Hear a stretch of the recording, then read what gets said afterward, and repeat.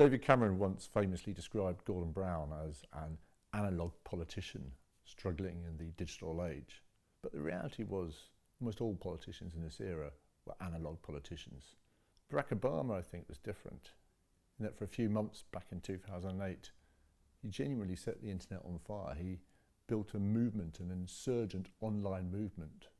In 2012, when Obama stood for re-election, he was once again at the cutting edge of digital politics, but this time it was a much more cynical exercise than it had been in 2008.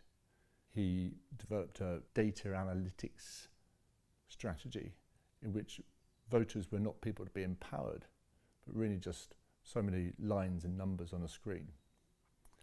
It worked for him in 2012. He got a second term. Same techniques were used by David Cameron to some extent in 2015 when the Conservative Party really did the first big exercise in British politics in buying a lot of Facebook advertising, as Obama had done in 2012.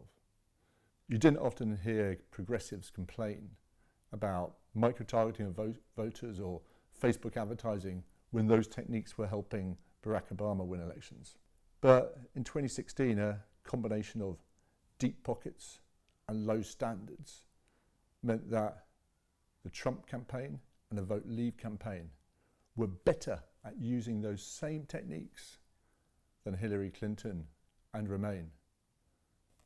The very politicians who have been keenest to be seen to embrace technology, like Barack Obama, like David Cameron, are also those who have been starry-eyed about its impact on the wider economy.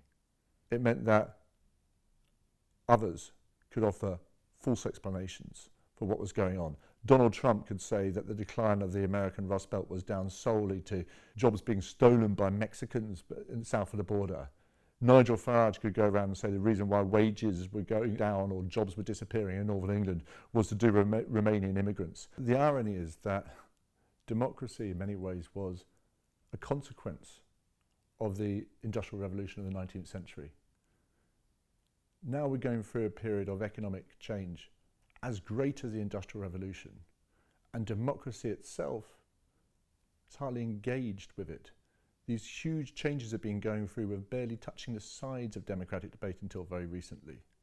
It was like progressive politics had locked itself in a windowless room with its laptop, even as dark and sinister forces were prowling at the gates.